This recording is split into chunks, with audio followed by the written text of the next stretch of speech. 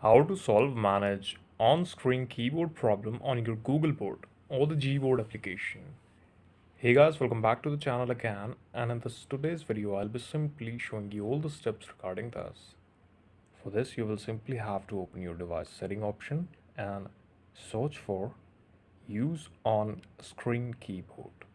Like you can see that use on screen keyboard, and here in this option what you have to do is simply open the manage keyboard option, languages and input, and just switch your current keyboard from your device to your Gboard keyboards here.